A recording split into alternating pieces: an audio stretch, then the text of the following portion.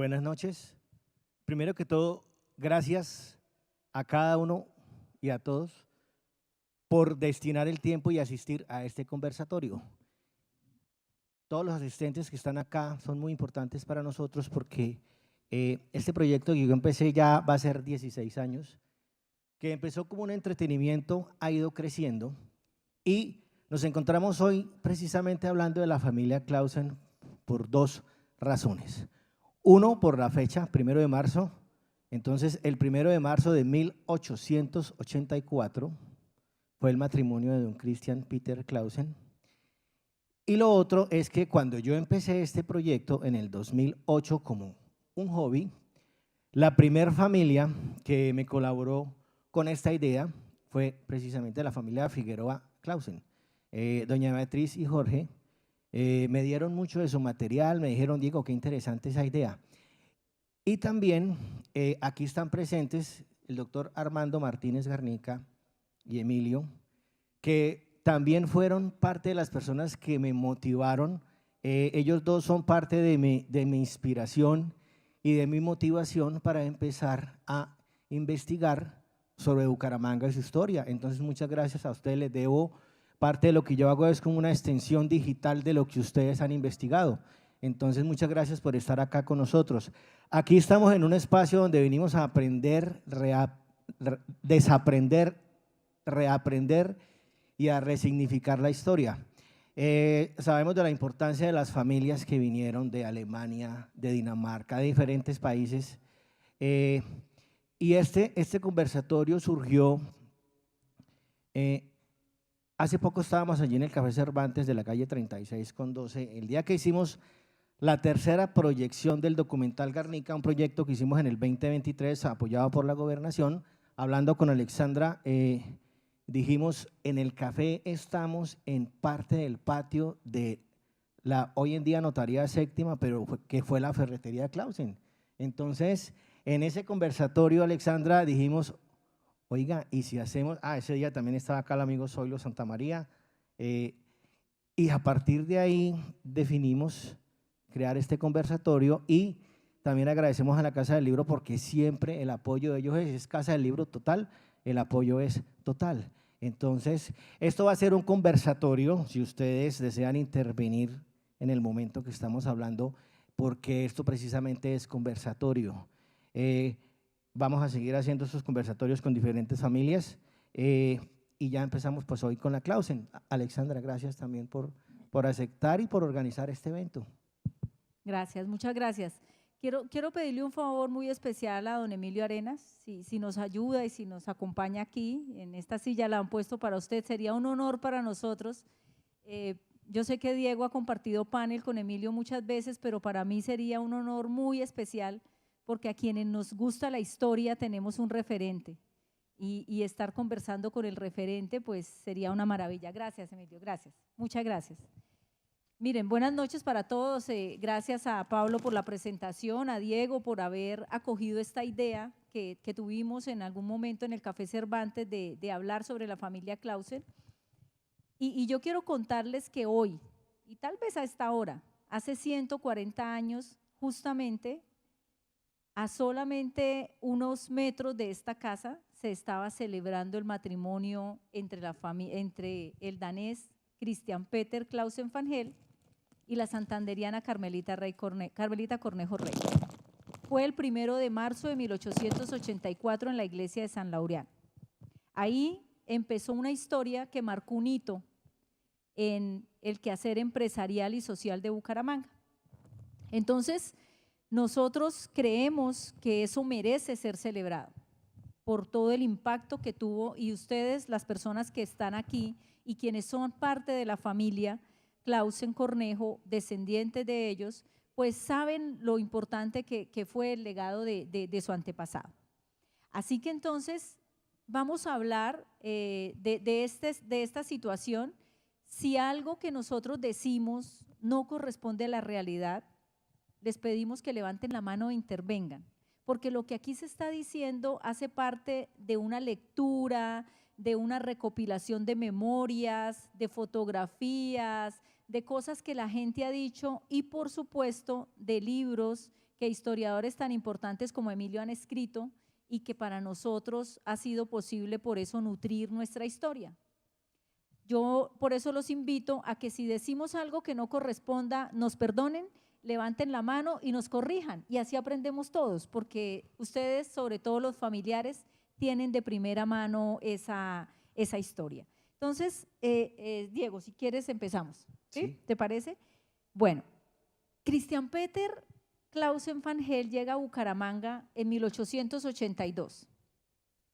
Inicialmente él se dedicaba al comercio, ¿sí?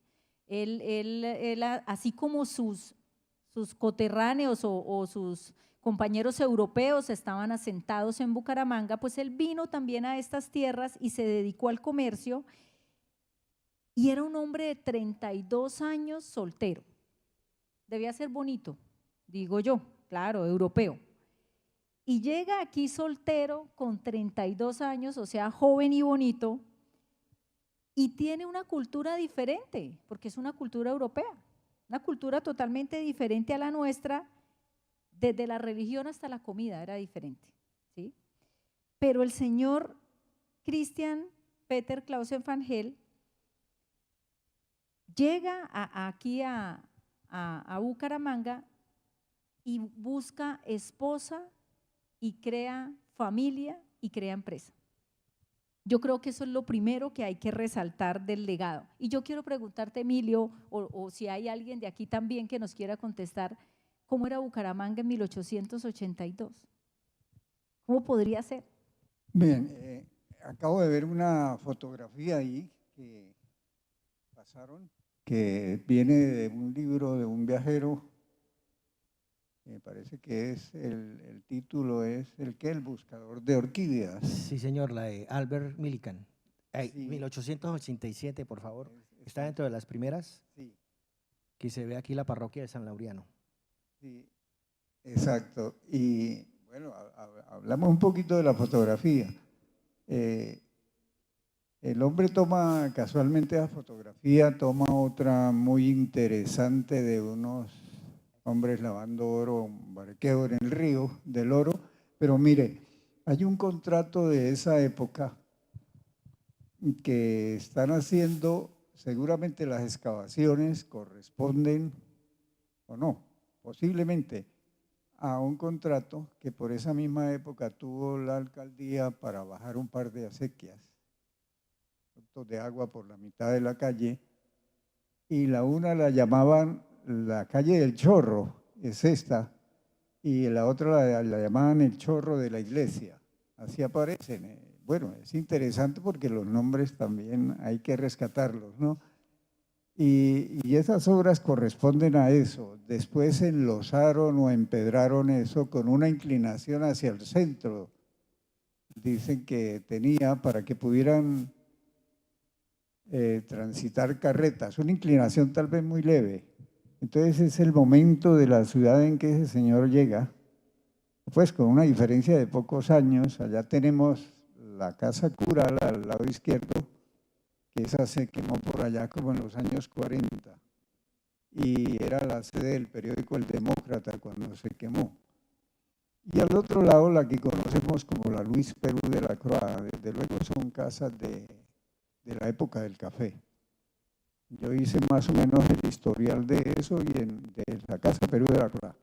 Y en un momento aparece un testamento, yo se lo di a este amigo Ramos de la UIS, le di la copia, y aparece que uno de los herederos de Mutis habla de la casa como propiedad y de un solar con una casita que había ahí. Entonces, necesariamente no es la Perú de la Croix, sino una casita pequeña que había ahí antes. Ese es como el momento, ¿no? Como esa fotografía nos sirve como de reflexión. En las torres de la iglesia ya están. Podríamos fijarnos también en Crónicas de Bucaramanga, el momento en que Trinidad Parra me parece que es la que dona un, ¿cierto? Entonces podemos irlo como fechando. ¿Usted recuerda algo, Armando? Ah, ya, bien. Entonces va como complementando. Claro, adelante. ¿Micrófono o le pasamos ese? No, sí, ya lo traen. Es que es mejor. Como estamos transmitiendo, están Sí, en transmitiendo vivo. la Casa del Libro, importante el sonido. Una anécdota que quiero aportar que me transmitieron mis papás. Esa casa al lado izquierdo de la iglesia desapareció y hoy es la calle 36, Así es.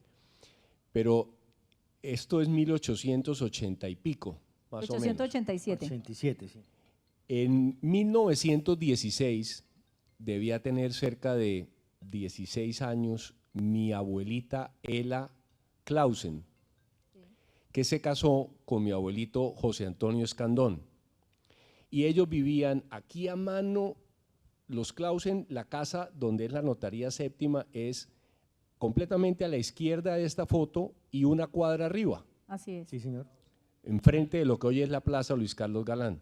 Sí. Entonces, los comentarios de la época, luego del matrimonio de mi abuelita con mi abuelito, era que el vestido de novia tenía la cola tan larga que cuando ella estaba entrando a la iglesia de San Laureano todavía no había salido la cola de la casa de los Clausen. Qué buena Sí. anécdota, qué buena anécdota. Qué chévere eso, ¿no? Sí.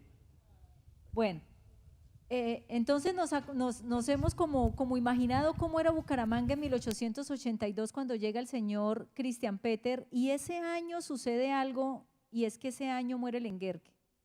Y es importante resaltarlo o decirlo o comentarlo por lo menos, porque la colonia alemana y la colonia europea asentada en Bucaramanga pues dejaron fuertes huellas empresariales, Alexandra, sociales. Perdón, además que estaba reciente lo de la culebra Pico de Oro. Así es, Sí. justo a eso me quiero referir, Ah, ok, claro, íbamos Diego. para allá. Para Sí. allá íbamos. Entonces, es posible que el señor Christian Peter, así como la colonia europea y alemana asentada en Bucaramanga, hayan aprendido las lecciones que dejó el tema del levantamiento de la culebra Pico de Oro.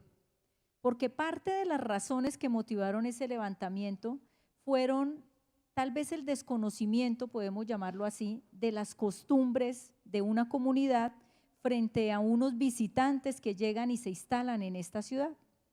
Entonces los comportamientos de los europeos y de los alemanes eran diferentes, no vamos a calificarlos, pero eran diferentes. Este pueblo era conservador y parte de lo que ellos hacían y cómo se comportaban pues no era bien recibido, y bueno, muchas razones hubo, entre esas esta pudo haber sido una para que se levante la culebra Pico de Oro, que se levanta en 1879, muere Lenguerque en el 82 y llega el señor Christian Peter Clausen van Hel en el 82.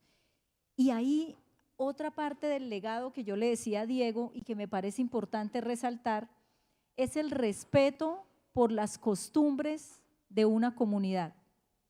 Empezando por el matrimonio. En el acta de matrimonio de Christian Peter Clausen van Hel y Carmelita, que se llamaba, aquí la tengo escrita cómo se llamaba, cómo aparece, Carmelita Cándida Gerarda Cornejo Rey, dice en el acta de matrimonio que una vez superados los inconvenientes de la diferencia de religión, se procede con el vínculo. Eso significa que el señor Christian Peter o se convirtió a la Iglesia Católica, al catolicismo, o por lo menos aceptó las condiciones impuestas por el catolicismo para poderse casar. Y eso ya da cuenta de su respeto por las costumbres de la comunidad a la cual llega. Además de esto, establece empresa, él se casa con una santanderiana, forma familia y establece una empresa. Otra parte de la costumbre que me parece que es importante resaltar ahí es que la casa inicial, la casa de habitación de la familia Clausen Cornejo, la carrera 12 con calle 35, que cuando eso no existía, la calle 36, entonces iba hasta la casa de Bolívar, hasta lo que hoy conocemos como la casa de Bolívar, iba a la casa de ellos. En esa casa había una parte para la ferretería La Esperanza, una parte del local. Y ese local tuvo la primera puerta metálica corrediza que hubo en Bucaramanga. Lo tenía ese local, una puerta que se movía y se escondía en la pared cuando se abría, pero hay algo muy especial que me llama la atención, y es que además de esa puerta estaba la puerta en madera, como era costumbre en el territorio. Eso da cuenta del respeto por las costumbres, de no llegar a romper con la tradición, sí, poder traer cosas innovadoras, pero adecuarlas a la costumbre de un pueblo. Eso me pareció muy importante cuando empecé a leer la historia de los Clausen. Además de esto, pues es la primera casa de 2 pisos construida en cemento, hoy hay parte de ella, hay una notaría séptima, y eso es disruptivo para la época, ¿sí? Entonces, eso me pareció fundamental, me pareció que es parte de su legado. Yo leí una tesis de historia de un estudiante de la UIS donde decía cómo el señor Christian Peter empieza a montar su cervecería, ¿no? Él empieza con la idea pues de tener una cervecería, aquí lo que se hacía era chicha y guarapo y eso era lo que se consumía, eso era lo que la gente aquí consumía, la cerveza era importada para la época, era un lujo y entonces el señor empieza a pensar en una cervecería y dice en esa tesis que él iba por las fuentes hídricas superficiales, es decir, por las quebradas y los ríos de Bucaramanga a tomar muestras de agua para hacerle análisis e identificar qué tan potable eran para revisar la posibilidad de montar su empresa. Porque en ese momento, pues la materia prima, que era el agua, acordémonos que Bucaramanga no tenía acueducto, ¿no? ¿Cuándo tuvo acueducto? Giovanni, ¿nos recuerda el acueducto 16? Muchas en gracias. 1916, o Sí. sea, para 1884, pues no había acueducto. Exactamente. Y yo quiero hacerle una pregunta a Emilio y a los historiadores que están acá. ¿Cuáles eran las quebradas que había en Bucaramanga para la época? Acá tenemos al experto. Yo le oí a Armando una relación de esas quebradas y usted incluso tuvo una crítica y dijo que eso lamentablemente las habían cubierto y usted sí las conocía todas. ¿Cuántas eran? El micrófono para don Armando. Micrófono, porque esa Don información Armando, es esa información importante. es vital. Pues todo el cono de deyección coluvio-aluvial, que es lo que nosotros llamamos meseta, estaba recorrido por 14 cursos de agua, fuera de los nacimientos, los lagos, esto era muchísima agua. Y todo lo fueron canalizando y finalmente lo canalizaron todo. Y por eso no los vemos e ignoramos que estamos encima de 14 cursos de agua, más los pantanos y lagos que fueron secando.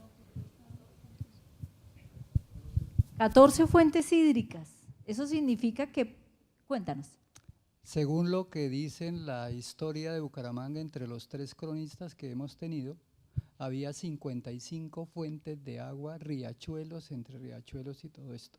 Las fuentes importantes era lógicamente lo que llamamos la quebrada seca, el charco largo que comenzaba al frente de donde hoy en día es Lechampán, que era un charco que va diagonal al Hotel Chicamocha y que ese charco largo termina en el Parque de las Mejoras Públicas uniéndose con otros riachuelitos para formar a partir de la carrera 27 la quebrada La Rosita. Después de La Rosita, en las famosas chorreras de Don Juan, y el acueducto como acueducto, no es cierto que venga como idea, sí es de 1916. Acueducto como acueducto vinimos a tener después de 1940. Para que sepan, por ejemplo, en la zona del Parque de Bolívar se construyeron residencias con acueducto propio, local, en 1940 todavía. Entonces, la historia hídrica, yo tengo un escrito publicado en mi blog sobre el anillo hídrico de Bucaramanga, que el marco hídrico es por encima la flora, por el oriente, y la flora al voltear hacia occidente es la quebrada de la iglesia, que tenía, si no estoy mal, se llamaba Manota en el lenguaje indígena. Namota. Namota, sí señor. Sí. Y por el norte estaba el río Suratá y por el occidente el río del Oro, no río de oro, sino el río del Oro, que es el nombre real del río. Ese es el marco hídrico de Bucaramanga a donde iban a desembocar toda esa serie de quebraditas y quebradas de que se habla ahí. Gracias. Entonces imaginémonos al señor Christian Peter buscando, tomando muestras de agua por esas fuentes hídricas y haciéndole análisis. Aquí hay un aporte, aquí atrás. Por favor, si nos ayudan con el micrófono. Una foto de 100 años. No, ay, dejemos la anterior, compañero. La anterior, foto Sí, tomada en Una 1924. foto de 100 años, esta. Gracias, buenas noches. Buenas noches. Soy Juan Federico Streichhorst, bisnieto de Christian Peter.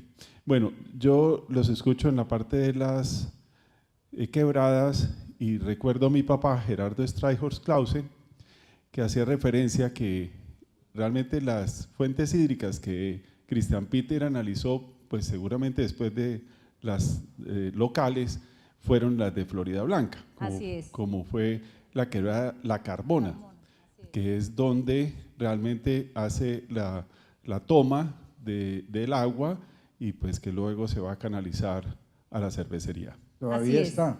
Que todavía está esa toma ahí. Todavía la quebrada La Carbona uno puede ir Sigue. y pues puede disfrutar de sus aguas. Así es así como entonces la quebrada de La Carbona le da como la más factible.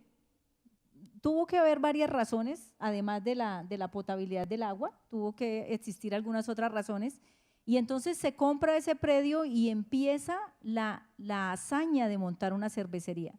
Pero es que para montar la cervecería había que tener mucha visión, porque en ese momento hacer empresa era difícil por el tema de transporte, de comunicaciones. El tema de mercado quizá pudiera estar asegurado, los mercados no estaban tan saturados, pero imagínense montar una cervecería y había que importar la maquinaria desde Alemania. Dice la historia que el señor Christian Peter importó la maquinaria, que la maquinaria llegó a Puerto por el Caribe y que bajó por el Magdalena a Puerto Wilches. Subió, perdón, discúlpeme, y que de Puerto Wilches llegó a Florida Blanca, a la cervecería, a lomo de mula, dice la historia, ¿o no? Cuéntanos, Emilio. Más o menos, pero es una pequeña aclaración. El viaje ya existe por esa época, navegación a vapor, entonces los vapores van Barranquilla-Honda, el lugar de entrada de Sabanilla en ese momento, posteriormente Puerto Colombia, pero llegan a Estación Santander, que es donde está la desembocadura de Lebrija, y toman Lebrija arriba, eso sí, en canoas, en bongos, como lo permite el caudal, hasta Botijas, y de ahí para acá en Guandos, porque hay piezas que no se dejan embarcar en la mula, y porque el otro acceso ya estaba abandonado, que era llegar por Maracaibo, aunque en el momento en que eso habría que verlo, porque en el momento en que Clausen llega y monta su cervecería, Cúcuta nos lleva un avance en el ferrocarril. El ferrocarril de Cúcuta ya va en encontrados. Aquí se juega es con el punto navegable del río. El río Lebrija es el mismo del Oro, pero el punto navegable es el quiebre. Ese era el puerto de Bucaramanga. Cuando yo encontré ese término al principio se me hizo sumamente extraño, ¿no? Pero para la época era normal. Camino de 55 kilómetros a Botijas y de ahí abajo agua hasta Barranquilla. Entonces, esa es como la ruta, ¿no? La otra era traerlo hasta Encontrados, montarlo en el ferrocarril y de ahí para acá en mula, haciendo el tráfico por Matanza y Suratá. Esa sería más o menos la ruta. Que pudo haber utilizado. Sí, Puerto Wilches se viene a utilizar ya es cuando empieza la línea férrea, ¿no? Qué bien. Perdón, quiero saludar a Jorge Figueroa Clausen porque todas estas fotos pues son hasta nuestro proveedor de las fotografías, sí, Así es. de la cuenta de Twitter de X. De ahí le vienen bajamos todas las fotos. De ahí le robamos las fotos. Pero Diga. dando un pequeño salto en el tiempo, hice una vez un libro que llamó El Camino de Hierro, que es la historia del ferrocarril, pero en el fondo es la historia de los penagos, de Eugenio y de Mariano. Entonces Alfonso, el difunto Alfonso, me decía que ellos habían tenido, un par de hermanos, me refiero a Mariano y a Eugenio, habían tenido, allá en la Clausen, montaron una Pelton. Fíjense que los penagos son los que electrifican los municipios de Santander.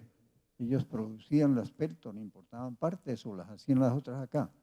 Entonces montaron una Pelton ahí y me decía que de ahí trajeron energía al taller que ellos tenían tal vez ahí en la 19, ahí en el Parque Centenario, que era el parque que anteriormente llamaba Reyes González. Y que en parte le daban energía a Florida Blanca. Tal vez fue el primer momento en que Florida Blanca se iluminó, ¿no? Así fueran las calles nada más. Así es. Eh, ¿La Pelton está en Todavía la está, Clausen? sí. Qué bien.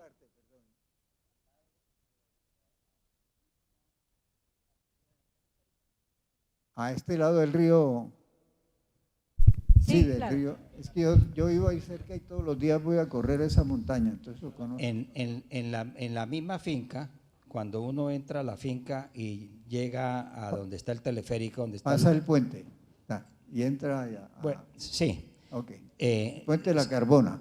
Sí, se ubica uno donde está la cabina del teleférico ¿Sí? y antes Pero- de llegar allá a mano derecha, ahí está la rueda. Ahí está la Pelton. Todavía está la rueda Pelton. Que esa rueda todavía genere electricidad, no sé, pero Sí. si hay suficiente agua, Oh. necesariamente tiene que generar Entonces, electricidad. tal vez la tubería que hoy vemos de hierro en el camino que uno sube hacia arriba a la carretera cuando coge la montaña, debe ser esa. Pero raro la tomaban entonces si está a este lado la tomaban de la Carbona, el agua.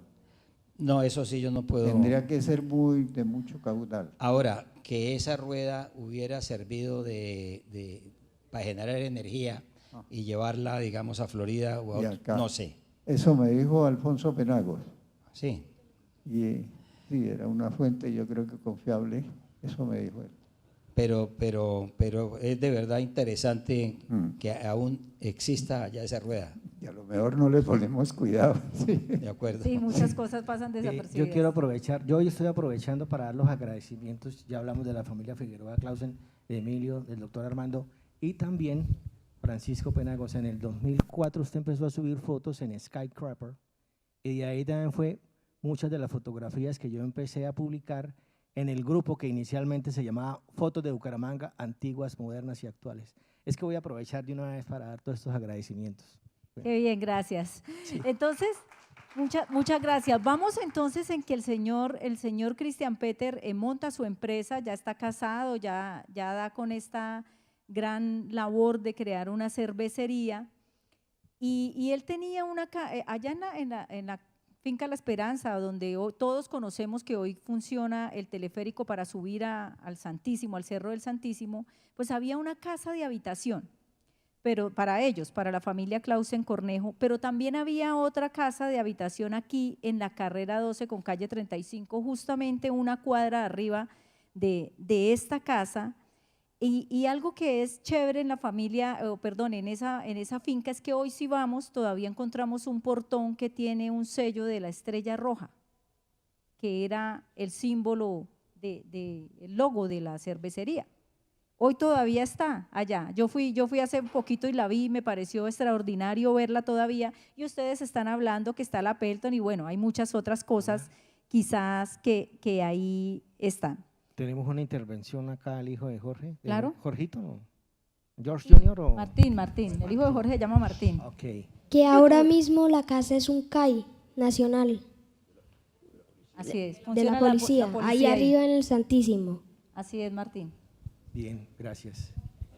Bueno, entonces, sí, para hablar de las casas de la familia Clausen, mira, ya que ustedes están aquí, hay tantas personas de la familia que nos corroboren este dato a Diego y a mí. Nosotros sabemos que en la carrera 12 con calle 35 era la casa de habitación, que ahí también funcionaba la ferretería, y se dice que tenían una casa en la carrera 19 entre calles 35 y 36, donde hoy queda el Hotel Bucarica, que esa casa era de la familia Clausen Cornejo. Y lo dicen porque hace poco Beatriz Elena Figueroa publicó, le dio a Diego una foto de la familia Clausen en 1930 y alguien publicó, el señor Ordóñez, que esa Mario, era Mario casa. Alberto Ordóñez Mutis dice que la casa era en la 19,35, pero eso no tenemos certeza. No tenemos aún certeza si eso es así, y bueno, dicen que esa era la casa. Entonces, esta familia tuvo 9 hijos. María Gabriela, que fue la mayor, Berta Francisca, Jorge Alfonso, Cristian Peter, Olga Valdemar, Carmen Charlotte, Elena Teresa, Ela Elizabeth y Alfredo Domingo Nicolai Clausen Cornejo. Ellos nacieron todos entre 1885 y 1904. Algunos de ellos en Bucaramanga, otros nacieron en Dinamarca. Nosotros no hemos podido averiguar si fueron educados en Bucaramanga, pero sí hemos encontrado que algunos de ellos estudiaron en Dinamarca y luego volvieron a Bucaramanga. Y yo quiero preguntarte, Emilio, o los historiadores que están acá, ese sistema educativo de Bucaramanga finalizando siglo XIX, empezando siglo XX, ¿cómo era? Pues aquí, bueno, hay que entender una cosa de fondo, ¿no? El cambio que se produce a partir del 86, con la Constitución de Núñez, el acceso al poder de conservatismo y una fracción de liberalismo, pero ante todo el dominio pleno de la Iglesia Católica, porque le entregan la educación a ella. Entonces, en ese contexto podemos entender el inicio de obras o todos los recursos que se dirigen al Colegio San Pedro Claver, el de los jesuitas. Pero yo esto lo quiero enmarcar dentro de una idea que tuve y que coloqué en el libro de la ciudad de los alemanes, y es la siguiente. Digamos, a partir de los sucesos de la culebra Pico de Oro, los hechos se desencadenan allá en el templo. Era el único templo, ahí se reunían todas las clases sociales.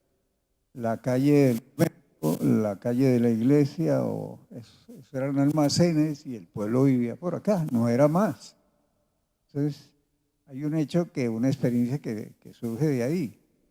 Por ejemplo, la coge uno de las quejas que los arrieros amarraban a los barandales de las ventanas de los almacenes, las mulas, es decir, ahí hay una mezcla peligrosa y explosiva que precisamente estalla ahí. Se tiene que sacar una experiencia y hay los suficientes recursos, o los va a ver próximamente cuando salga la quina, PREA, que es un elemento que está ahí en juego, y se planifica el mercado cubierto, la 15, que es una cosa intermedia con el nuevo barrio que se va a hacer para los comerciantes, es en el entorno del Parque de Reyes González. Eso como una extensión de eso tenemos el Santander, pero entonces va a contar con colegio propio, va a contar con iglesia propia, con bancos, con club. Es decir, hay una ciudadela ya distinta a la de abajo, a la que está abajo. Es decir, abajo solo quedan los almacenes. Recordemos que todavía no aparece el automotor, que es el que va a permitir la migración de la burguesía comercial hacia el oriente, hacia Cabecera de Llano, la que corta distancia. Entonces, esas coyunturas se ven ahí, realmente tuvieron que pensarlo y lo hicieron. Prácticamente van a ser otra ciudad. Esto traté yo todavía no lo tenía claro cuando enseñaba un poquito en una materia de urbanismo en la Santoto, en arquitectura, pero creo que ya he madurado más la idea. Perdón. Por aquí si nos facilitan el micrófono, por acá hay una intervención. No, ya va, tranquilo Emilio, ya van ellos a llevarle el micrófono.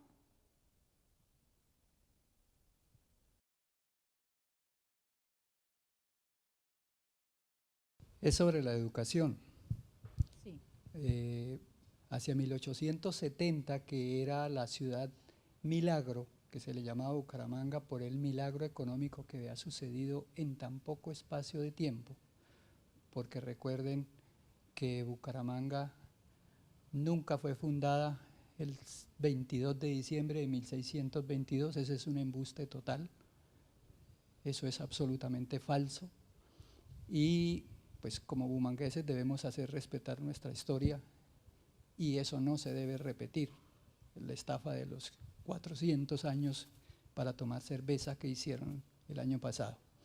El asunto es así, la única entidad que podíamos llamar educativa que existió en Bucaramanga fue la Escuela de Artes y Oficios, que funcionó acá en la antigua casa en este sector donde estaba la casa del pintor, de Ajelvis. Esa Escuela de Artes y Oficios hacía eso, preparar personas de esa época para artes y oficios. Esa Escuela de Artes y Oficios después con el tiempo se convirtió en el Colegio Tecnológico, ¿ya? Pero educación como tal en Bucaramanga antes de 1850 no había. Para que sepan, si se buscan el libro, que se lo recomiendo a todo el mundo, que deberían leerlo y disfrutarlo, Peregrinación de Alfa, de Manuel Ancísar, donde cuenta toda la historia de Bucaramanga, de Floridablanca, de Girón, en la época de 1850, y cuenta precisamente en el libro, habla del primer colegio que se hizo en este sector del país, en Floridablanca, que estaba recién siendo fundada. Entonces, educación como tal, aquí hubo, que quería acotarles algo, el primero que vendió cerveza en Bucaramanga fue un francés, era de muy mala calidad, no era una cerveza al estilo de la cervecería Pilsen, que eso es Chequia, no es Alemania, ¿ya? Pero la primera industria cervecera en serio la fundaron los Clausen, pero el primero que vendió cerveza fue un francés que tuvo su cervecería acá en el perímetro urbano de Bucaramanga, en este sector, hasta que se murió. Después de que él se murió, se acabó la fábrica de cerveza. Pero educación, escuelas primarias, recuerde que eran separadas. Acá el primer colegio de niños y de niñas que hubo lo dirigió, era un español que vino a mitad de los años del siglo XIX, él fundó el colegio para niños y el colegio de niñas asistían 6 o 7 niñitas y lo dirigía la esposa. Gracias, muchas doctora gracias. Evelio Díaz. Así es, entonces vamos ya en la primera, en principios del siglo XX y la ferretería La Esperanza, aquí en la calle 35 con carrera 12, la dirección actual, era una empresa que vendía herramientas importadas. Entonces lo que se traía de Europa normalmente se vendía ahí, se comercializaba en ese local, era propiedad de la familia Clausen Cornejo y la cervecería también tenía oficinas ahí, en este lugar. Hay una tesis de grado en la UIS que afirma que la primera llamada telefónica que se hizo en Bucaramanga se hizo desde esa casa a la casa de enfrente. Emilio, ¿qué sabes al respecto? Sí, perdón, eso lo dice José Joaquín García. Y luego dan una concesión para 32 aparatos. Es el gran avance, ¿no?, del momento. Todo eso es producto, ya estamos en la etapa cafetera, eso hay que advertirlo acá. La etapa cafetera ya ha superado el tiempo de los sombreros, el tiempo del tabaco, el tiempo de la quina, que es la que reactiva la economía después de los sucesos con los alemanes. Porque eso tiene una coyuntura. Yo en estos días creo que vale la pena el comentario. Estaba viendo en mi televisor, entra por allá una cadena como iraní, se llama Hispan TV. Entonces, dentro del conflicto que hay, pues ellos meten mucho de su historia y sus cosas y uno aprende. En 1880 hay una reunión en Berlín de los representantes de las grandes potencias europeas. La cuestión es que se van a repartir el África. En esa coyuntura, pienso yo, debe estar planeando su viaje Cristian. Sería pues una idea. Él no va a ir hacia el África y viene hacia acá, pero la corriente fuerte es hacia el África. ¿Por qué la quina? La quina se conocía, pero esa variedad de acá como que es especialmente potente. La que encontraron aquí, la punta de lanza. Y esa es la que va a producir ese año de locura económica, que reactiva la economía, la hace crecer, hace olvidar todas las desgracias anteriores y vienen más casas comerciales a formarse. Pero aunque no lo he encontrado así en los archivos, lo deduzco, ella deja el capital para una iniciativa que había hecho en Lenguerque, en Montebello, la gran hacienda cafetera. Entonces, de ahí en adelante, la industria del café se desarrolla, pero en unas condiciones muy diferentes a las que posteriormente van a aparecer en la cordillera central, en el eje cafetero que hoy llamamos, que son núcleos familiares, ¿no? Colonización que avanza hacia el norte del Valle y el Tolima. Entonces, ese es como el contexto del que estamos hablando, de esa división del mundo en que Cristian viene. No sé si habrá algo con qué conectar la idea, por qué él escoge América, por qué él viene acá, aunque esto era famoso y supongo que la fama de la riqueza que se movió en ese año de la quina cuprea debió llegar a Europa y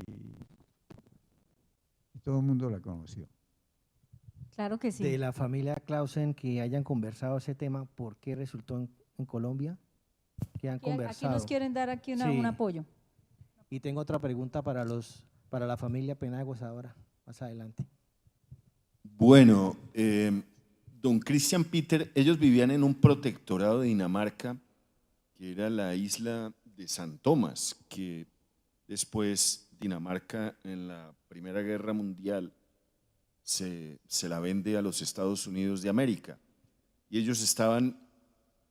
estaba viviendo en esa isla de San Tomás, ahí en el Caribe, y ahí escuchó que hablaban y por ahí pasaba el comercio de la quina, que era el tratamiento para la malaria y que iba para Europa.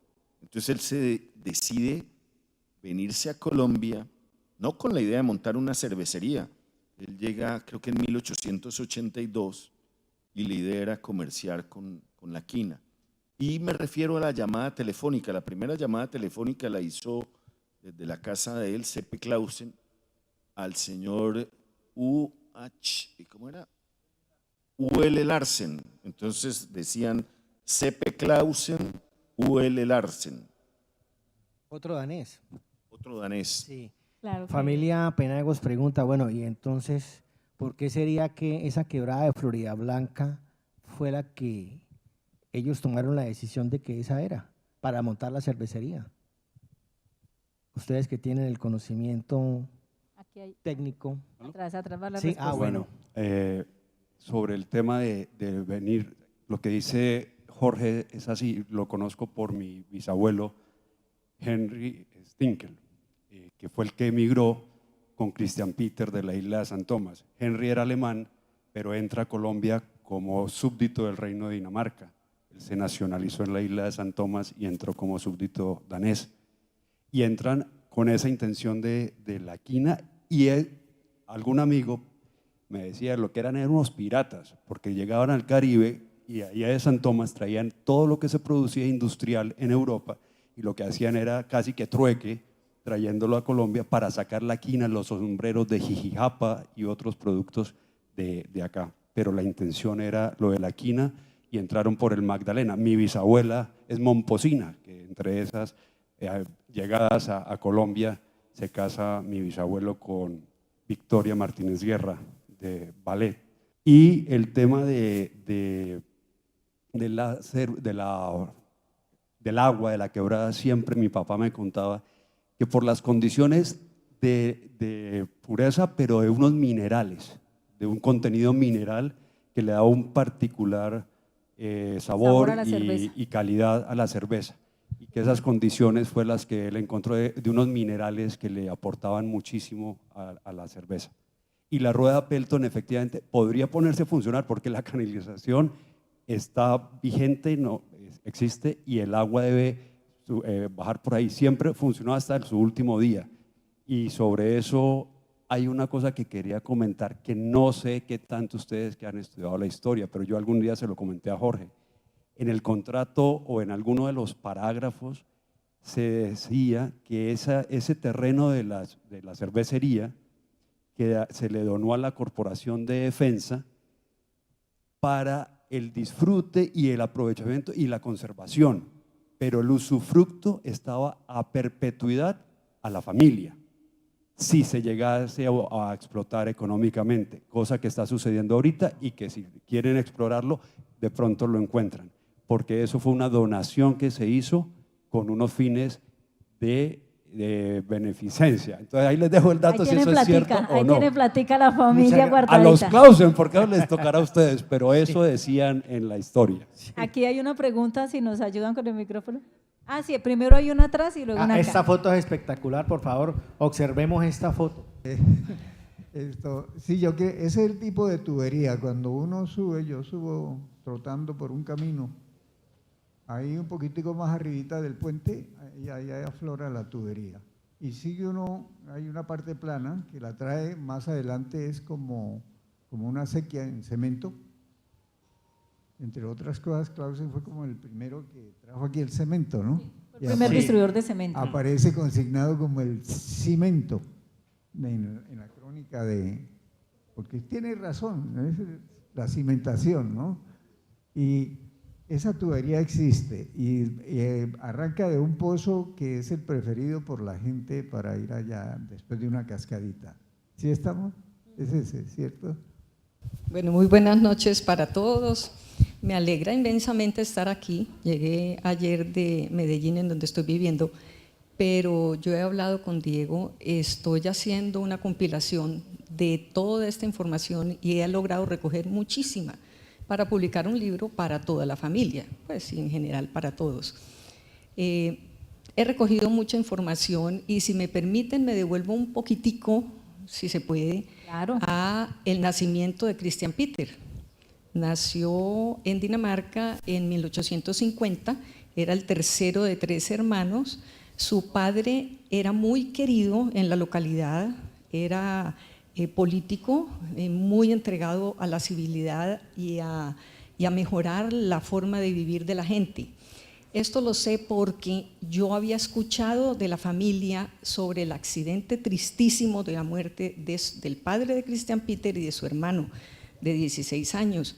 Yo me puse a investigar en internet por todos lados y logré conseguir un documento en danés que traduje, pues yo no hablo danés, pero lo traduje, en donde estaba la historia bellísima de lo que había sucedido ese día. Christian Peter tenía 13 años y su hermanito mayor, Nikolai, estaba estudiando y llegó un día de sorpresa a la casa de sus padres, de su padre que se llamaba Jorgen y su madre que se llamaba María Fangel. Y la alegría fue inmensa cuando llegó el niño. Entonces el papá lo invitó especialmente a que fueran a la playa a compartir en la mañana un rato. Se fueron y la mamá quedó encargada de prepararles el almuerzo. Y al cabo del rato, lastimosamente, el padre se metió al mar, no sabemos si fue por el frío o qué pasó, y no lograba salir. El hijo de 16 años, Nikolai, lo vio y se lanzó a salvarlo. Esto es lo que dice en ese artículo, en esa revista. Y desafortunadamente no se dieron cuenta los demás que estaban cercanos en la playa y de golpe, ya después de un rato, se dieron cuenta de que no estaban. Los buscaron, no aparecían por ningún lado y los encontraron al otro día cercanos a la playa y estaba el padre abrazando a Nikolai, no dejándolo mover sus brazos, y todavía estaba Nikolai vivo, pero desafortunadamente no lograron salvarlo. Entonces, pues eso fue de un dolor inmenso para la familia, muy doloroso, pero como él era una persona tan querida en la localidad, por muchos puntos de vista era comerciante, los amigos del padre trataron de ayudar a la familia desde muchos puntos de vista.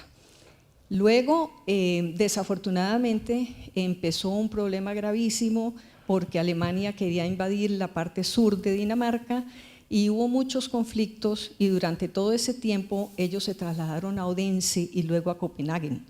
y en Odense él terminó de estudiar comercio.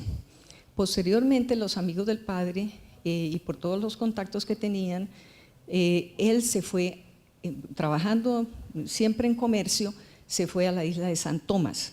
Su hermana Berta, que era mayor que él, se quedó en Copenhague y es muy bonita su historia también, y fue la directora del mejor colegio de Copenhague, en donde estudiaba la realeza durante 40 años, y están los documentos, era una educadora maravillosa.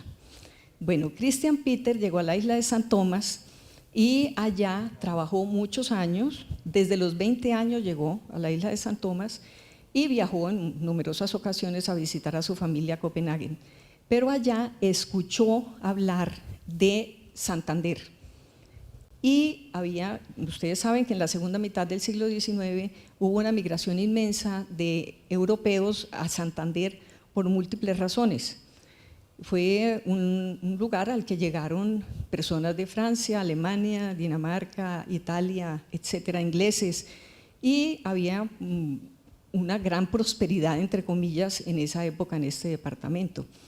Pues a él le llamó la atención todo lo de la quina y de otros temas, y entonces resolvió viajar, y en 1882 viajó a Barranquilla, de San Tomás a Barranquilla, a Sabanilla, llegó al puerto de Sabanilla, y luego durante 6 días subió por el río Magdalena y luego llegó al río Lebrija, y desde ahí en chalupa, tenemos fotografías de esa época, eran unas balsas muy rudimentarias, y logró llegar él posteriormente a Bucaramanga.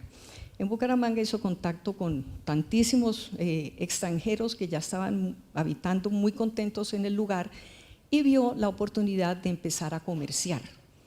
Y detectó, dentro de todo ese comercio que estaba haciendo él, detectó la necesidad, porque se importaba siempre cerveza de Europa, se importaba muchas casas, lo importaron, inclusive la familia Escandón también eran importadores de cerveza, pero él vio la oportunidad de crear una gran industria de la cerveza aquí en Santander.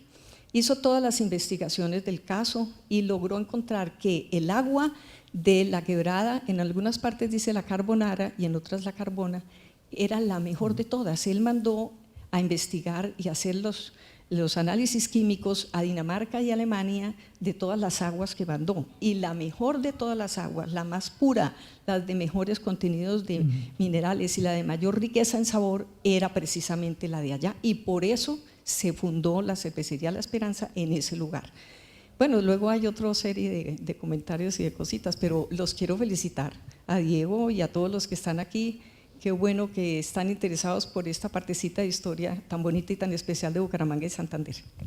Entre otras, la cervecería La Esperanza es la primera industria de Colombia.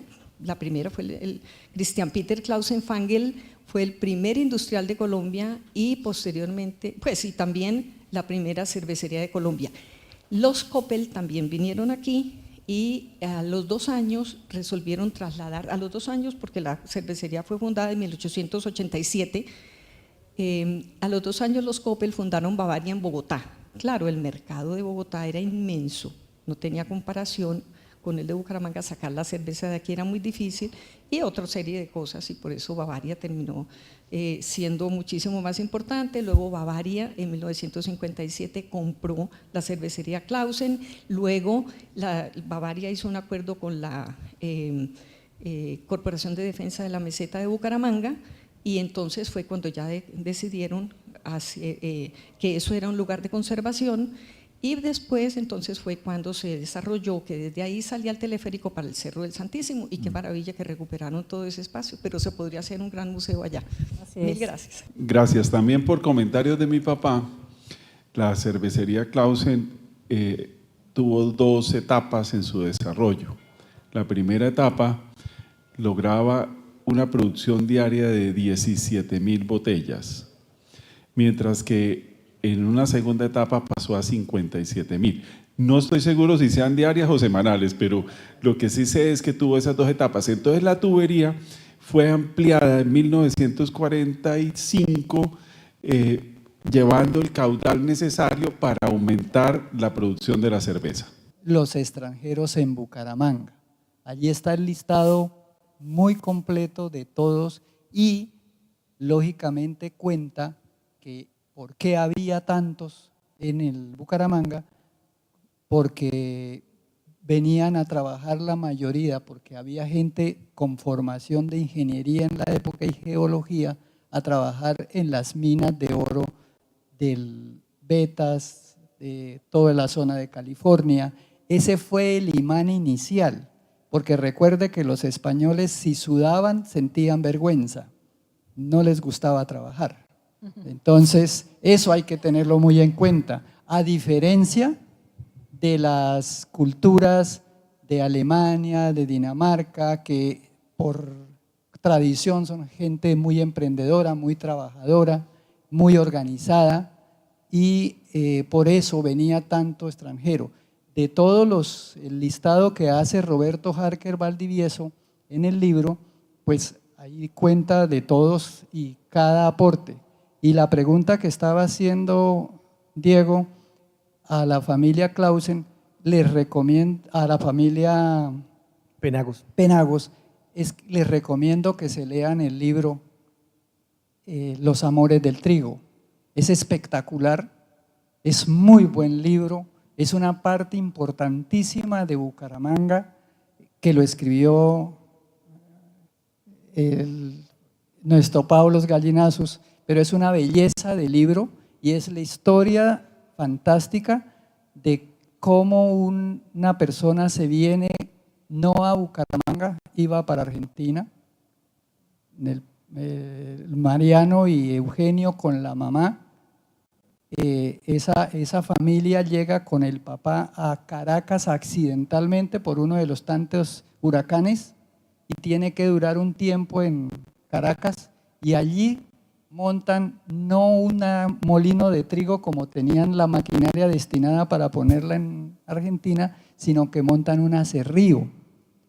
Desafortunadamente, el papá de los Penagos, de Eugenio y de Mariano, y que tenía 3 hijos, muere de fiebre amarilla con el hijo mayor,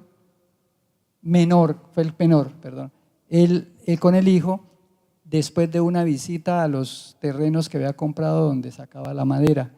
Y en Caracas, porque recuerden que el puerto de Bucaramanga fluvial era Puerto Botijas, el puerto marítimo de Bucaramanga era Maracaibo, y nadie iba de por aquí a Cartagena.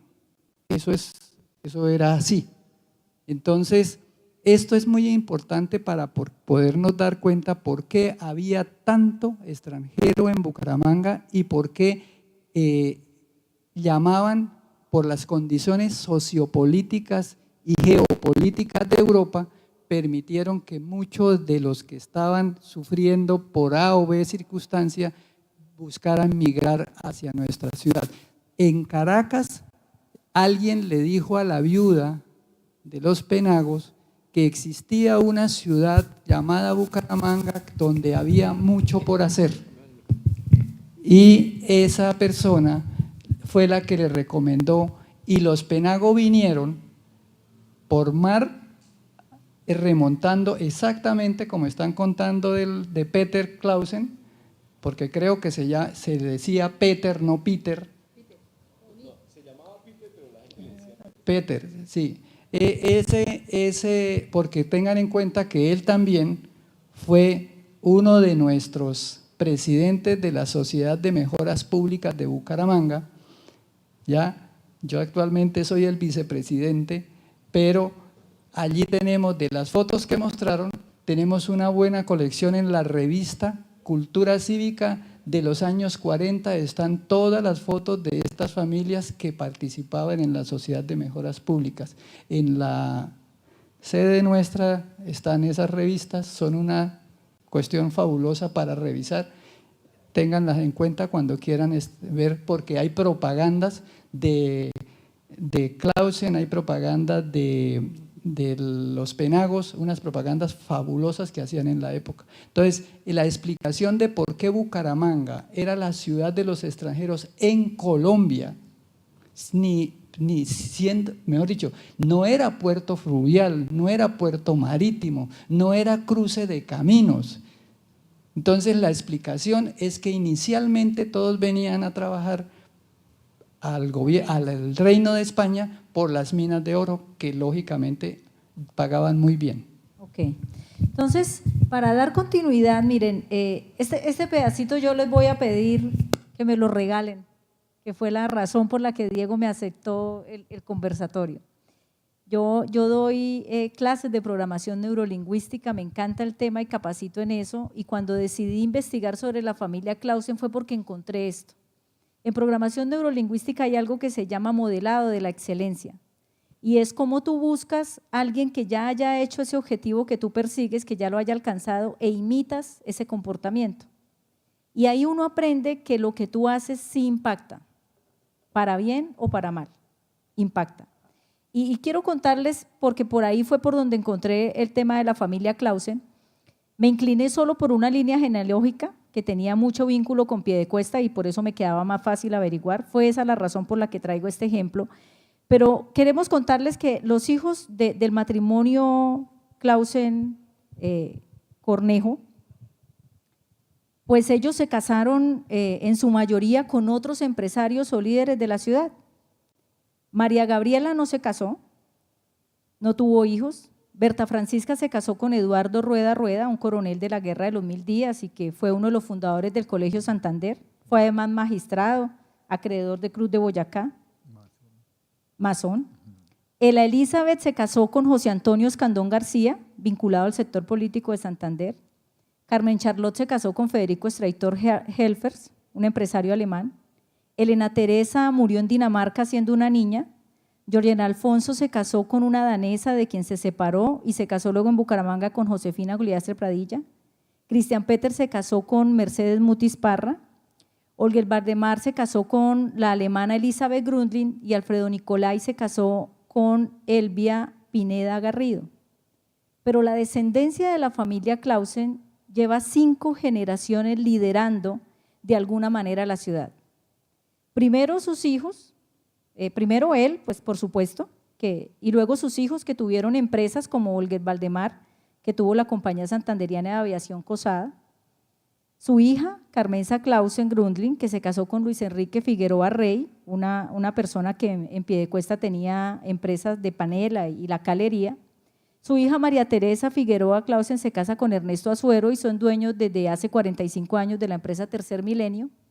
Y su hijo Manolo Azuero Figueroa fue jefe de gobernanza y alcalde encargado de Bucaramanga en 2019. Son 5 generaciones, solo por nombrar una de las líneas genealógicas. 5 generaciones liderando la ciudad e impactándolas. Y eso tiene mucho que ver y dice bastante de cómo es el legado que deja esta familia para la ciudad y es una de las razones por las que hoy debemos estar acá hablando de este asunto.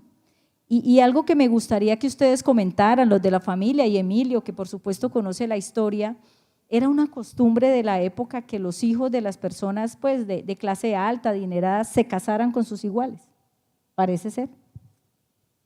Sí, es una cuestión entendible de clase social, los contactos, el riesgo, si podemos encomillarlo mejor, es que lo hicieran con gente de estrato diferente, por eso es que ellos debieron considerar no solo por lo de la culebra pico de oro, sino que porque la ciudad se había formado aquí y es entendible porque era un brazo de la meseta con un abismo allá en Quebrada Seca y otro allí en la 45 en la Quebrada de Bucaramanga, así que la única forma de expansión era hacia el oriente. Pero mientras estuvieron acá es que ese fenómeno es muy rápido, ese fenómeno de la acumulación de capital. Yo estudié la de David Puyana, por ejemplo, esa fue mi tesis de grado, de ahí salió La Casa del Diablo, pero es muy rápido, es muy efectivo y eso dura medio siglo, ese esplendor dura medio siglo. Yo que quisiera decir esto, me llamó la atención la señora que habló allí, que habló me parece que entiende muy bien la cosa, y es en relación con lo que dice que había una segunda etapa de expansión de la cervecería. Sí, efectivamente, porque uno en archivos se encuentra noticias sueltas, después tiene que organizar todo eso porque ninguna parte está completo, no, cosas sueltas. Y antes de la guerra, Cristian había importado una caldera y seguramente esa caldera tenía que instalársela Penagos. Hay una relación con Penagos que sería interesante ver ahí. Pero la guerra lo sorprende. La guerra de los 1000 días. Sí, porque es que la guerra hay que entenderla, es la caída del precio del café. Y esto era un monocultivo del café ya para la época. Todo dependía del café. Y se desploma el precio y yo tenía la idea de lo que hablaban, de los enfrentamientos políticos, de la guerra, hasta un día en que me puse a leer una colección de casetas de Santander y en el momento en que se posesiona Alejandro Peña Solano como gobernador de Santander, que ya está en el estallido de la guerra, él recibe de Rosso Cala, es el antecesor interino, y el otro le va a hacer una lista pues de la situación crítica y Peña Solano le dice, no siga con la lista de desgracias. Da por hecho ya el acto de posesión y al final dice una frase que es una gran luz, que ojalá a estos males no se añada el desastre final, es decir, a la ruina del café, no se añada la guerra, que fue lo que vino. ¿Culpa de quién? Virgilio Barco, el abuelo, el que fue general, estaba advirtiendo con mucha gente, no sigan sembrando café, tanto en Cúcuta como acá, porque están sembrando café en Centroamérica, en el Brasil, y tarde o temprano colapsa el precio. Cuando los ingleses le negaron el préstamo para continuar el ferrocarril, lo hicieron básicamente en eso. Mire, el ferrocarril va a beneficiar las zonas cafeteras, la provincia de Soto, y van a ser las más afectadas cuando caiga el precio. Sí, fue una locura, pero así pasó. Entonces la guerra, esa caldera queda allá cuando Penagos regresa, porque Penagos sí se mete en la guerra. Yo no sé si Cristian se mete, me parece que no. Penagos se mete Eugenio. Alfonso me decía, yo no entiendo por qué, si me puedo expandir un poquito. Claro. Alfonso Penagos me decía, no entiendo por qué, porque el benefactor de él fue Reyes González, que los recibió aquí cuando llegaron. Cuando los dejó embarcados el socio Oreste Bautista, que les prometió el oro y luego no apareció, y ellos con las maquinitas aquí. Dice, no entiendo, porque Reyes era conservador. Entonces yo le dije, mira, hay una relación, hay un matrimonio de Felisa, la hermana de Mariano, con gente que son la guerrilla de Tona, la guerrilla liberal, y son masones. La relación hay que buscarla por el lado de la masonería. ¿Era masón Eugenio? Alfonso se quedó pues pensando en ese momento, no ahondamos lamentablemente más, pero después de la guerra creo que es el primer trabajo así que él tiene acá, va a traer la caldera, hay que reconstruir todo, es que esto quedó acabado, traer la caldera, hacerla funcionar y el otro trabajito que le dan a Penagos es el de hacer monedas con los culotes de las vainillas que recogía el ejército precisamente para que Eugenio no la recalzara para la revolución, que era lo que hacía con un taller ambulante que andaba con la revolución, recalzando balas. Y luego se mete en un proyecto industrial con Lucas Caballero, que era general de la revolución y era el segundo al mando en Panamá, que ya en Panamá cambian los papeles y el ejército liberal es el victorioso. Entonces, ese proyecto es la fábrica de hilados y tejidos en San José de Suaita, que en realidad debía producir también chocolate, alcohol y azúcar. Eso quería decirle un poco porque me llamó la atención, van muy bien encaminados y cuanta información les pueda uno llegar, pues mejor. Aparte de la historia Clausen, interesante recordar el nombre de José Ramón de los Reyes González Arciniegas, que lamentablemente en la historia nos acostumbramos a decir Reyes González y la gente cree que es apellido Reyes, y de los Reyes era un nombre, José Ramón de los Reyes González Arciniegas. Bueno, la familia Clausen marcó historia en los dos clubes principales de la ciudad de Bucaramanga. Don Cristian Peter Clausen en la fundación del Club del Comercio, socio fundador del Club del Comercio, y la segunda generación, su hijo Cristian, creo que hubo 4 generaciones con Cristian Clausen, si no me equivoco. Así es. De la segunda generación, Christian Clausen fue socio fundador del Club Campestre. Adicionalmente, ellos marcaron historia en cada una de las dos sedes, si no me equivoco. Han mostrado la foto de los baldocines de Alfredo Clausen, que era socio de un señor Silva, Alfonso Silva, creo. Alfonso Silva. Alfonso Silva. Ellos creo que vendieron los baldocines para la primera sede del Club Campestre, donde eso es el Club Unión. Entonces allá dejaron huella, y si no me equivoco, recientemente, Christian Peter Clausen, de la cuarta generación, que falleció hace poco, fue un arquitecto que hizo parte de la remodelación de la sede actual, si no me equivoco. Entonces, y del diseño del Ritoque Golf. Y de la renovación de un bar Don Ludo. Años atrás él también tuvo que ver con la remodelación del bar Don Ludo. Entonces los Clausen han tenido historia en los clubes, tanto en su fundación como en el actual, en sus dos sedes, han dejado huella. Ellos también, los Rueda, si no me equivoco, Eduardo Rueda Clausen, tuvo historia en la Cámara de Comercio, fue director. Él también, los Clausen también estuvieron en la creación de FENALCO en Bucaramanga. Ellos fueron de los que iniciaron con FENALCO. En la Cruz Roja, cuando se fue a crear la primera sede, una de las casadas con un Clausen hizo parte del grupo de mujeres que fundaron la Cruz Roja en Bucaramanga. Tienen relaciones con hilanderías del Fonse. Mejor dicho, la historia de los Clausen baja más allá de la cervecería. En mucha parte de la historia encontramos ese apellido. Así es. Y justamente para hablar de la cervecería, que fue como la primera empresa y la pionera y digamos la de mostrar, aunque hay muchas otras, como Giovanni lo ha dicho, en 1917 la cervecería pasa a manos de Georgen Clausen Cornejo. Ah, sí, así es, pero pasa a manos de Georgen Clausen Cornejo, quien la transformó en una sociedad limitada. Aunque la mayor de los hijos era María Gabriela, el derecho le correspondía al primer varón, una costumbre danesa. Y entonces el primer hijo varón era Georgen y pasa a manos de él.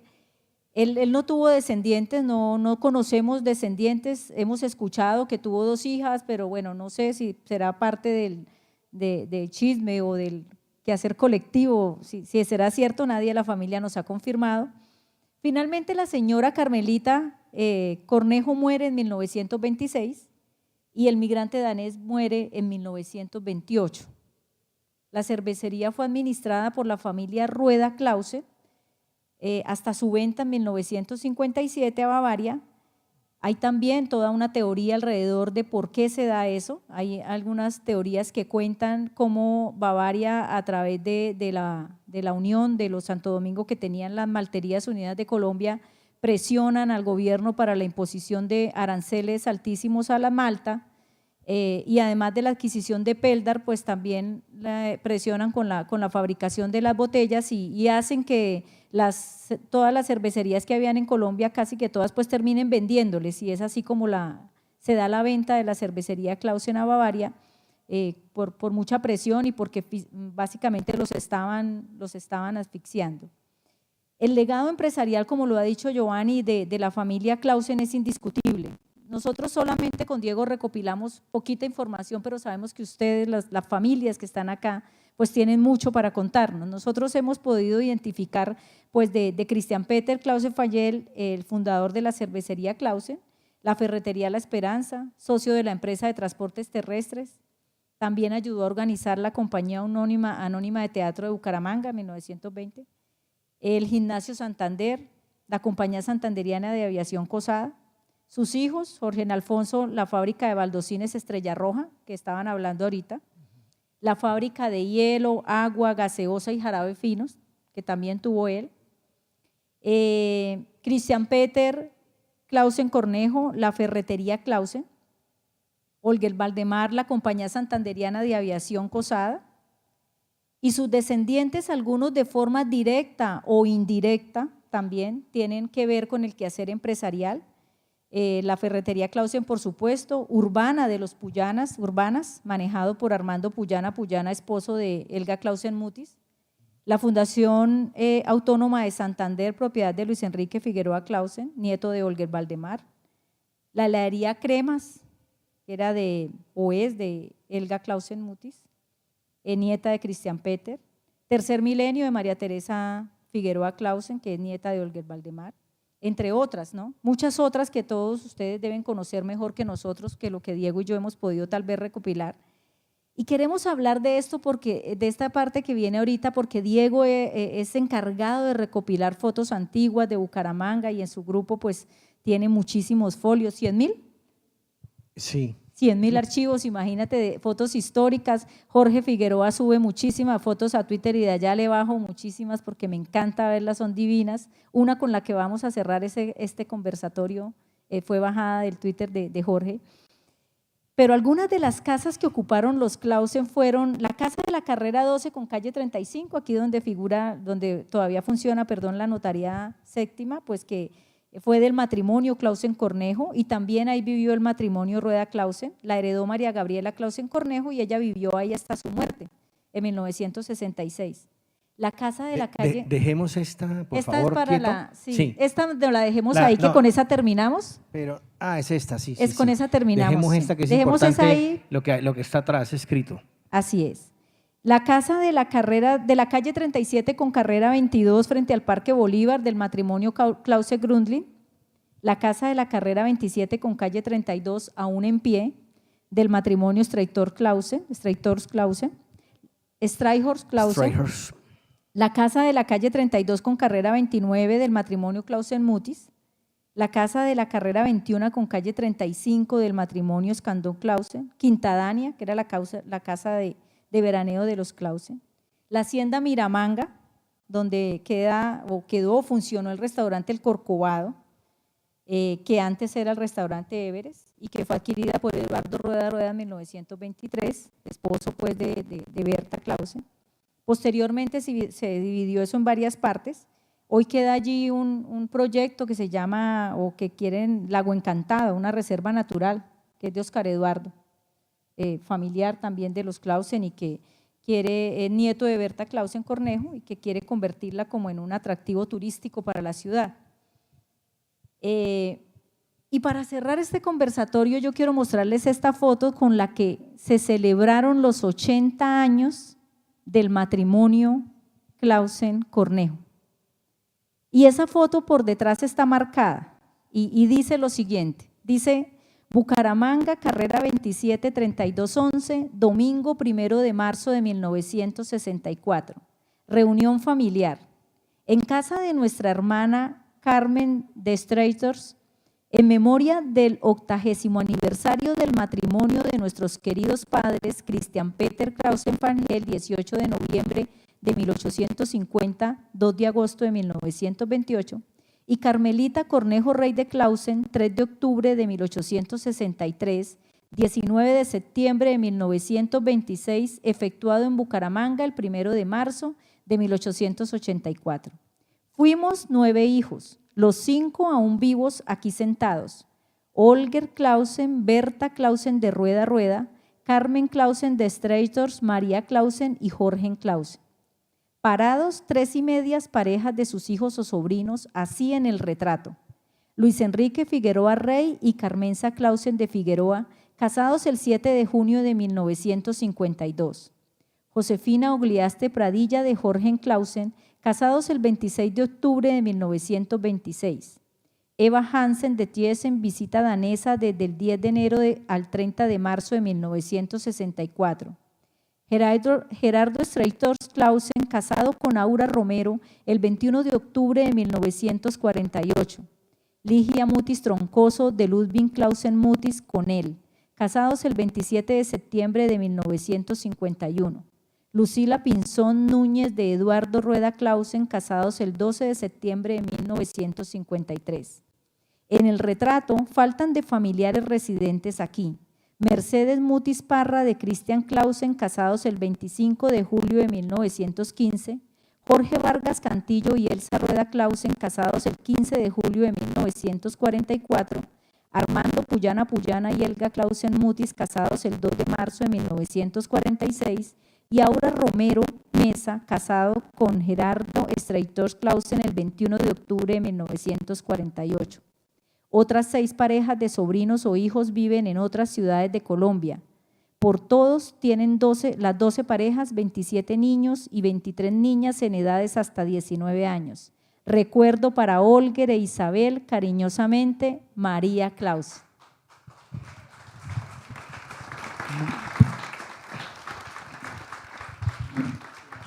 Cuando las empresas regalaban los LPs en diciembre, pues aquí traje 2. Uno es de 1982 y el otro del 83. Entonces, pues esto ya hoy en día es una reliquia, ¿no? Y precisamente la ferretería Clausen, y a propósito del tema, a raíz de estos conversatorios surgen muchas ideas. Hace poco, dentro de las entrevistas que yo hago en vivo, entrevisté a Fercho Peña. Él es un tipo muy conocido por lo que ha hecho en las emisoras en Bucaramanga. Y él, pues él tiene su tocadiscos y él tiene los discos originales de las bandas de rock, de Kiss, de todos esos. Y dijimos, hagamos un conversatorio acá en el Café Cervantes, que es donde nos pasamos los amigos del circo, los amigos de Bucaramanga. Y dijo, sí, hagamos el conversatorio musical, pero yo no lo hago bajando la música de YouTube, yo llevo mis LPs. Entonces allá en el café ella se compró un tocadiscos y vamos a hacer los sábados o los viernes eventos musicales, una tarde de bolero, una tarde de salsa, de rock, lo que quieran, pero llevando los LPs. Nosotros tenemos algunos, si ustedes quieren, tengo lo ponemos allá y hacemos un conversatorio musical. Esto, así como en el día del documental Garnica, ya con Alexandra y aquí con el amigo Santa María, surgió este conversatorio gracias a esta fotografía. Y entonces aquí estamos, aquí nos quedamos y seguimos con estos conversatorios. Muchas gracias por su asistencia, para nosotros es muy importante. ¿Tienen la palabra? Una pregunta, Giovanni Gavasa. Porque yo encontré un acta del club donde celebran sus 100 años. O sea, No, él murió cumplidos. de 78 años porque si nació en el 50 y murió en 1928, tenía 78 años a su muerte. Entonces es un acta donde celebran sus 100 años Tal habiendo vez fallecido. De natalicio. Sí. O de natalicio, sí, porque no ha cumplido 100 de fallecido, tal vez de natalicio en 1950. Y una segunda pregunta que creo que crecimos con ese error en la memoria, porque uno ve que la lata de la cerveza Clausen en lata sale con la B de Bavaria. Y yo entiendo fue que ellos siendo dueños sacaron esa cerveza en lata. Fue Bavaria, no fue. De Bavaria. no Jorge, fue- esa no fue- cerveza estuvo no hasta fue el 2000, Clausen. ¿cierto? Pero Hasta no el fue año la- 2000 me acuerdo que existía. Por aquí le pasamos Sí, vamos a pasarle el micrófono a para Jorge a ver si nos Jorge. explica de eso. Sí.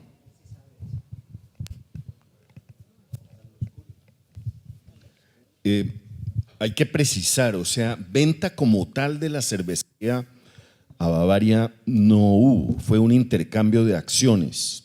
Ya al interior de la familia las terminaron repartiendo entre cada uno de los herederos. Y los Clausen, la venta se da porque ellos eran dueños del 10% de Malterías Unidas de Colombia, que queda ahí en Tibitó, ahí en la salida de Bogotá para Zipaquirá.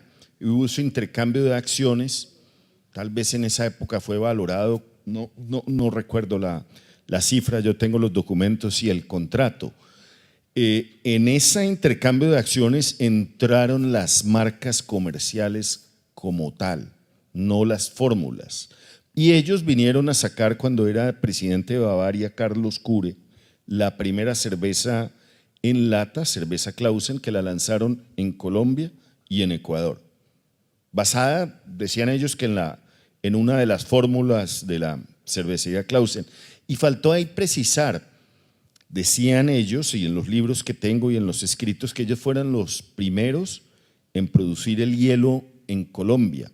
Antes no existía, fueron los primeros en pausterizar también la cerveza, y participaron y fueron socios junto a Guillermo Izaza en la fundación de Lechezán.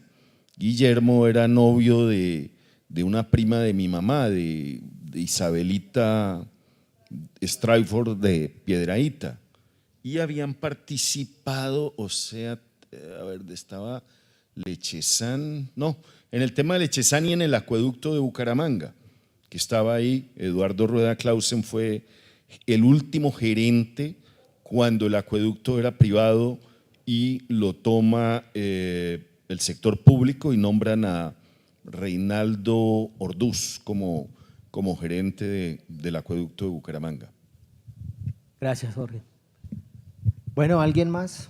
Y yo quiero decir una cosa, y es corta, y tal vez sirva. En alguna parte, no sé si en una tesis de grado de la UIS, pero en alguna parte yo encontré que cuando llegan aquí Emilio y Leo, los de Bavaria, posteriormente, ellos se asocian con Cristian en la cervecería La Esperanza. No sé si ese punto pueda servir para entender relaciones posteriores, ¿no? Pero una anotación nada más. Después de la muerte de Lenguerque, prácticamente Zapatoca murió, digamos, o desapareció y empieza el desarrollo de Bucaramanga y se acaba la quina y el café entra en crisis. Gracias. ¿Le puedo decir? Sí, mire, aquí hay un relevo de ciudades, ¿sí? Las ciudades de la colonia temprana, de la colonia tardía, están haciendo un relevo en ciudades más nuevas, entendiendo lo que dijo allá el señor, que ahí sí cuadra la historia de Bucaramanga, que hay que descontar 157 años de pueblo de indios. Eso sucede con Pamplona, con Cúcuta, eso sucede, incluso sucede ahora en Ocaña con Aguachica, es un relevo. Y eso sucedió aquí entre San Juan, Girón, y los que se postulaban para el relevo eran los más opcionados Piedecuesta hacia los mercados internos, pero cuando viene el fenómeno de exportación, es decir, cuando esa gran barrera de la navegación en el río Magdalena se rompe con la aparición del vapor, entonces Bucaramanga es la ciudad que escoge, a donde llega Lenguerque, a donde va a llegar la migración, y ya esa secuencia se va a dar no con Zapatoca, sino entre Girón y Bucaramanga. Es decir, Girón ya pierde la partida, pero ha habido un intento intermedio de que sea Piedecuesta. Yo me di cuenta mirando unas tablas de distancia, las estaba interpretando al revés, y al interpretarlas de aquí para allá me di cuenta perfectamente cuadraban las distancias entre poblados de 7 leguas. Primera parada, el camino Los Santos, segunda Cabrera. Entonces dije, Piedecuesta tiene que estar en este momento disputándole a Girón algo. Sí, era cierto, en los mercados internos. Pero luego aparece Bucaramanga en juego y ya es definitiva. El conversatorio de música me parece muy interesante, pero sugiero que lo hagan aquí porque es que… también. Porque es que al ustedes hacerle la publicidad, si lo llamo publicidad, que le hicieron a la familia Clausen, hay muchísima gente que necesariamente quisiera oír un poco de long plays que tenga guardados. Yo tengo unos long plays guardados. Bienvenido. De hace rato. Entonces, yo creo que es la oportunidad. Yo tengo muchos amigos que les gusta mucho la música. Otra cosa, interesante que investigaran. Cuando Emilio habló que los europeos decidieron irse al África y no venirse para acá, y de ahí que Peter Clausen, después de estar en la isla de San Tomás, él se vino para acá. Me parece que es interesante investigar la razón por la cual no se fueron para allá, pero evidentemente sí se fueron para allá, pero muy después.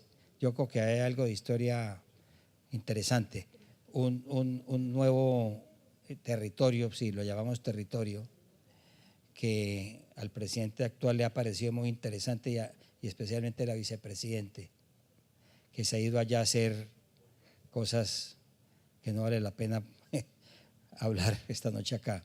Que ese documento lo tengo, nunca lo he subido porque está en esa caligrafía antigua, que era un documento en el que Leo Kopp demandaba a Christian Peter por la patente de la cerveza. que él la había inventado, que él era el dueño de la patente en cerveza, y ese documento, o sea, dirime esa disputa entre los dos, el presidente de la República y el ministro de Fomento, y lo firman diciendo no, la cerveza está inventada en Europa, ambos pueden producirla, pero no sé si serían socios, pero sí Leo Kopp había demandado a Christian Peter por la patente de la cerveza. Aunque aquí lo mencionaron, había José Joaquín García, deja en Crónicas de Bucaramanga, un señor Delfino. Delfino, me parece que montó una fábrica de cerveza aquí, previo.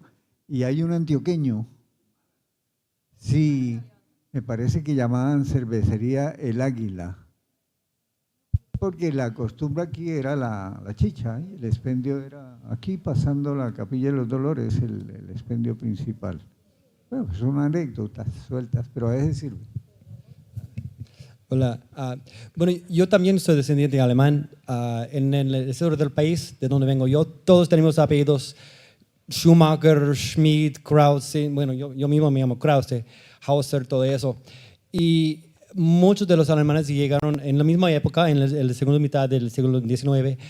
Entonces, y hasta hoy es este país, mi estado natal, súper alemán. Cada pueblito se celebra Oktoberfest, cada pueblito tiene su propia cervecería. Hasta hoy, mi estado natal, o sea, Wisconsin, es más o menos como tamaño de Vichada, digamos como Vichada, Casanare. Y cuento con 270 y pico cervecerías. Y entonces, tengo dos preguntas. Mi primera pregunta es, ¿qué sucedió en Alemania, o en Europa en general, pero en Alemania en particular, que arrancó todos los alemanes de Alemania en esa época? Porque mis antepasados llegaron a los Estados Unidos en 1884, algo así. Y también, por donde quiera que terminaron, siempre montaron cervecerías. ¿Por qué cervecerías? Pudieron haber sido farmacistas, carpinteros o cualquier otro. Esas son mis dos preguntas. ¿Por qué cervecerías y qué sucedió en esa época en Alemania que tantos alemanes se salieron de Alemania? Gracias. Bueno, podemos... I don't know. Sí, yo no sé si fue Horacio Rodríguez, que trata del tema de los alemanes, la migración alemana al estado de Santander, el libro. Horacio Rodríguez Plata, el socorrano. Él habla de que, en el fondo, si no estoy mal, de que hay un interés en Alemania de organizar esas migraciones para competir, para abrir nuevas áreas de influencia, un poco por los Estados Unidos, por el vacío que ha dejado España y que Inglaterra no ha podido llenar. Entonces los norteamericanos están por una cosa, nosotros tenemos que hilar para poder entender la cosa. En 1849 se inaugura el ferrocarril de Panamá, el ferrocarril entre Colón y Ciudad de Panamá. Entonces, fíjese, me parece que en ese año, es que yo no estoy cuando yo organicé el archivo de la notaría en la Perú de la Croix, encontré un documento en que hablaba de que Lenguerque había comprado una casa, y si no me falla la memoria, pero por un año sería, la compra por allá por el lado de las chorreras de Don Juan. Entonces eso anticiparía un poquito la llegada, pero coincide con esos hechos. Es que el ferrocarril de Panamá es sumamente importante, porque abre en ese momento la posibilidad de la migración fuerte a California y abre la puerta del Pacífico. Para nosotros eso es, por ejemplo, el comienzo del fin de la industria inicial de Bucaramanga, que eran los sombreros de Jipijapa, porque esos venían del Ecuador, la técnica. Y al romperse ese terrible tapón, que aún es difícil para pasar el tapón del Darién en esa parte, pues ya había una facilidad de transporte y se abría el mercado para los que producían ese sombrero en Ecuador, por ejemplo en las Antillas, y en el sur de los Estados Unidos. Cuando uno mira la ambientación de las películas de Lo que el viento se llevó, aparece el sombrero de acá, ¿sí? Que era un sombrero muy caro, muy elegante, era el sombrero de los dueños de las plantaciones de algodón. Pero viene la guerra, por el año 60, 64 ya está acabando, creo que culmina en el 65, pero eso con la caída de toda esa clase de terratenientes del sur de los Estados Unidos, pues cae también el mercado. Pero lo veo en la coyuntura y en lo que dice Cristian, ¿no? ¿Sí? Ahora, que la cerveza lo sea, pues tuvieron un gran acierto, porque un ingeniero que trabajaba con Bavaria me decía que para ellos era más importante el mercado de Boyacá y Cundinamarca que el del resto del país. Y yo creo entender la razón, yo hablé con él. Decía, bueno, aquí había un pueblo metido en la chicha, hasta el cogote, que era la bebida de los pueblos originarios que allá sí sobrevivieron, aquí no, aquí se acabaron muy temprano. Y era captar ese mercado. Por eso esos alemanes llegan acá, pero aquí hay una fábrica. Es que estamos hablando de una Bucaramanga por ahí de 18.000, 17.000 habitantes. El Socorro es una opción, pero el Socorro está en decadencia porque la capital viene hacia acá y la gente se está mudando. Entonces lo que queda es Bogotá, El Salto y lo dan, pero fue un éxito. Porque usted mire esa migración. Y para traer, no conozco mucho de eso, pero traigo a relación dos de los grupos industriales grandes del país. Es que no solamente los descendientes de Leo y Emilio Coppel, ¿es que se dice? Sí. Sino otro que dejamos de lado que tenía un almacén allí subiendo por la 37, un poquito más allá de Langerbach. Si usted que es alemán me dice si se pronuncia bien así. Y era el señor Lule, César Lule, el abuelo de Ardila. Porque a veces la gente pregunta, ¿qué quedó de eso? Lo que pasa es que no hemos hecho el estudio. Sí, por ejemplo, el Clausen, dentro de ese tipo de migración está. Los otros, a veces uno pierde el hilo y no imagina que Ardila Lule es eso, el descendiente de César, que era, entre otras cosas, el bodeguero en Botijas. Un nativo firma un convenio con un tipo de apellido, no sé cómo se pronuncia, es J-O-D, yo creo que es inglés, para hacer máquinas para hilar y tejer algodón. Pero el documento no se firmó. Y eso significó que nosotros, aquí, por lo menos en la región, nos quedamos de ese milagro que había ocurrido en Europa, que se llama Revolución Industrial, que solo nos llegó aquí con la navegación a vapor y luego con el ferrocarril, pero nos quedamos en eso.